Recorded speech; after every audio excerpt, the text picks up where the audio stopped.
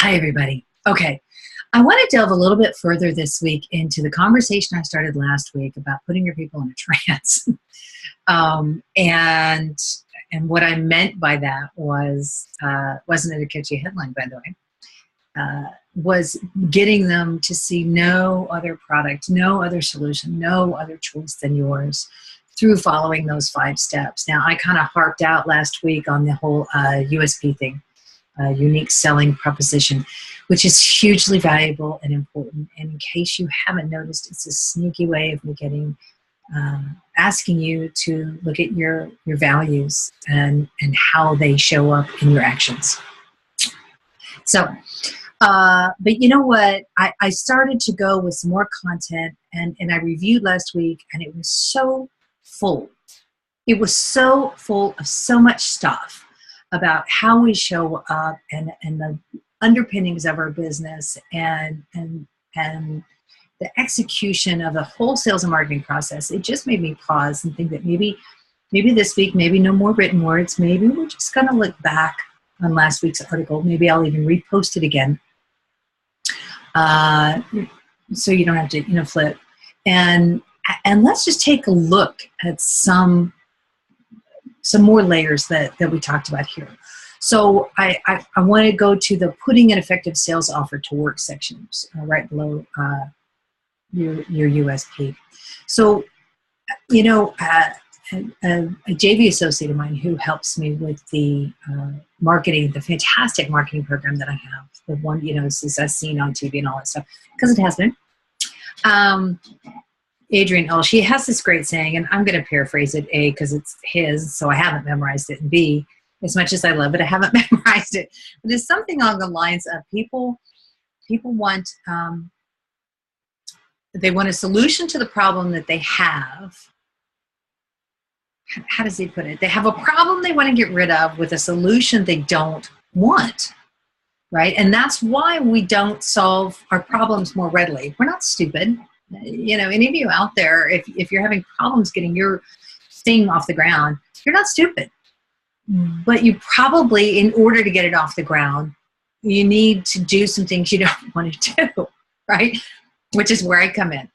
You're doing the same thing with your clients. Whatever it is that you're selling or producing or serving, you're filling that gap between the problem they have that they want to solve, but the solution that they don't want to execute. And you're the one who's going to help them turn that into some yummy mayonnaise that makes a really good sandwich. Okay? And this is not usually done by making it palatable, right? It's usually done by helping them see the value of going through the work anyway, and then giving them some really solid systems to get it done. And if you serve a product of some sort, there really is a very similar internal conversation that happens. Maybe you don't service them through all of that, but you solve a problem, and if it's a higher priced thing, then you're doing it with a solution they didn't want. And if it's with a lower price thing, but it's still not selling, then your USP isn't working. Okay, right? So you got to figure out which part. But more often than not, especially with higher end and with services, it's the solution that people aren't looking for. And that's what makes that sell kind of interesting. For instance, I sell you on fixing your business, but what I really end up offering you is you get to do a lot of work and I'll hold your hand through it. Right?